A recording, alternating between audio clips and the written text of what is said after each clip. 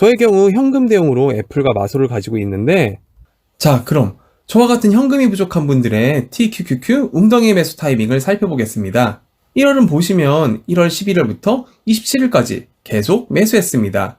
상승을 하고 있는데 매일 매수할 필요는 없다고 생각하는 편입니다. 안녕하세요, 아파라타 300입니다. 다들 하락장은 잘 버티고 계신가요? 목요일 새벽에 큰 반등이 나오긴 했지만 아직 우리들의 목마름을 채워주기에는 턱없이 부족하고 아직도 많은 분들이 힘들어하고 계실 겁니다. 저는 러시아와 우크라이나 전쟁이 터진 날 당일 말고 그 다음날 코인과 TQQQ와 SOXL, 테슬라를 매수했습니다. 안타깝게 최저점 타이밍은 놓쳤습니다. 집안일을 하고 육아를 하고 아이들을 재우고 다시 자리에 앉았는데 제가 노트북을 켰을 때는 이미 TQ가 $50가 되어 있었습니다. 안녕히 계세요, 여러분. 후회는 없습니다. 주식 매수 타이밍도 중요하지만 아이들을 재우는 것이 주식 투자보다 중요하니까요. 입만 벌리면 거짓말이 자동으로. 이미 반등을 많이 하여 포기했다가 다음날 그냥 전날보다 높은 가격이지만 타이밍을 재지 않고 매수했습니다. 저의 경우 현금 대용으로 애플과 마소를 가지고 있는데 마이크로소프트를 부분 매도하고 TQQQ, 테슬라, SOXL을 추가 매수했습니다. 현금 대용인 마이크로소프트를 다른 주식으로 교체한 이유는 이번 하락장의 전고점을 계산했을 때 전고점까지 마이크로소프트는 약 20% 정도 올라야 합니다. 서대리님 줍줍 MDD 계산기를 참고해볼까요? 2002년 기준입니다. 반등 가능성은 50% 정도네요. 2010년을 기준으로 해보겠습니다. 반등 가능성은 90% 정도 되는 듯 합니다. 반등 가능성은 높지만 전고점을 간다 해도 크게 수익은 나진 않겠네요. 이럴 때 환승을 해봅니다. TQQQ를 보면 전고점까지 거의 100% 상승해야 하고 테슬라 역시 80% 정도 올라와야 하고 SOXL을 볼까요? 와, $31.55에서 100%가 올라도 전고점에 도달하지 못합니다. 그렇게 저는 환승을 했습니다. 현금이 모자르면서 TQQQ 웅덩이 매매법 하시는 분들께 조언을 드리고자 합니다. 좋은 자산은 팔지 않고 모아가는 것이 제일 좋은데 저 역시 현금이 부족하여 마이크로소프트를 부분 매도하여 레버리지 ETF를 매수했습니다. 여러분도 저와 상황이 비슷할 것입니다.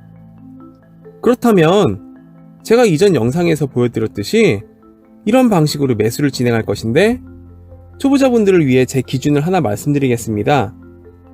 저는 가능하면 같은 가격에는 매수하지 않으려 합니다. 혹시 TQ가 한 달 동안 횡보하면 한 달 후에 기계적 매수를 진행하긴 하지만 지금과 같은 변동성이 심할 때는 하락한 가격들을 칼라잡기 하며 매수하는 스타일입니다. 물론 쉽지 않고 손에서 피를 볼 각오를 하고 잡아야 합니다. 제 매수법은 현금이 많으신 분들은 하실 필요가 없고 웅덩이 매매법 오리지널처럼 4차 타이밍 1차에서 5차까지든 그냥 따라 하시면 됩니다. 자, 그럼 저와 같은 현금이 부족한 분들의 TQQQ 웅덩이 매수 타이밍을 살펴보겠습니다. 우선 지금 차트에서 7에서 10% 정도 변동성을 보여주는 부분을 체크해 보겠습니다. 가장 눈에 띄는 몇 군데만 표시했습니다. 저의 경우 21선에서는 변동폭이 크지 않으면 매수하지 않고 주로 61선, 121선 터치를 좋아합니다. 21선에서 매수하지 않더라도 61선 매수 타이밍도 아주 자주 옵니다. 그리고 변동폭이 큰 날들을 골고루 매수하는데 저기 표시한 부분 정도의 변동성이면 매수하기 좋고 각각 다른 가격으로 매수할 수 있어서 좋습니다. 그럼 저의 실제 2월 매수 날짜를 보겠습니다. 참고로 저는 매일 주식창을 열어보지 않기 때문에 딱 제가 정한 타이밍에서 매수를 하지는 못하고 그날 앞뒤로 해서 매수를 하는 경우가 많습니다. 예를 들어 푸터 속으로 폭락이 없을 줄 알고 잠들었는데 다음날 아침 계좌가 폭락해 있으면 폭락날이 아닌 그 다음날 매수하기도 합니다. 어쨌든 매수 내역을 보여드리겠습니다. 1월은 보시면 1월 11일부터 27일까지 계속 매수했습니다. 하락하면 그냥 돌격입니다. 큰 가격 변화가 있다면 계속해서 매수했었습니다. 그럼 2월 매매로 넘어가 보겠습니다. 2월 3일은 신경 쓰지 않으셔도 됩니다. 전날은 양도세 문제로 인해 매도 후 재매수한 것입니다. 2월 초에 주가가 안정된 듯해 보였지만 2월 중순부터 하락이 시작합니다. 그래서 2월 중순, 2월 21일 분할하여 각기 다른 가격에 매수하고, 그리고 아직 3일이 지나지 않아서 검색되지 않았지만 지난 금요일에 또 매수를 했습니다. 저는 실제 투자를 하고 있습니다. 예전 댓글에 직접 투자하냐는 질문도 있었고, 계좌도 안 보여준다는 말이 있었는데, 제가 매번 계좌를 공개할 의무는 없지만 중요한 순간이나 필요에 따라 계좌 공개를 하고, 아시다시피 구독자분들이 힘들어하실 것 같으면 매수하는 장면을 쇼츠 영상을 통해 여러분과 함께 하고 있습니다. 저도 제 본업과 육아로 인해 모든 매매를 다 올릴 수는 없지만 최대한 구독자분들과 함께 하고자 하는 마음입니다. 어쨌든 지금 제 매매를 표에 표시하면 다음과 같습니다. 제가 정해놓은 원칙과 비교했을 때 거의 일치합니다. 매매 타이밍에 있어서 저처럼 최저점을 놓친 분들도 분명 있을 텐데 실망하지 마시기 바랍니다. 기회는 또 올 수 있고 누구도 최저점을 맞출 수 있는 분들은 많지 않습니다. 그리고 발바닥에서 매수했든 발목에서 매수했든 그게 그리 중요할까요? TQQQ를 40달러에 100주 매수하든 50달러에 100주를 매수하든 그게 그렇게 중요할까요? 제일 최저점에서 매수했다는 기분 좋은 것, 그거 하나 빼고는 그렇게 중요할 것이 없습니다. 그래도 40달러에서 TQ 매수한 분들 정말 부럽습니다. 그리고 축하드립니다. 다음에는 저도 놓치지 않겠습니다.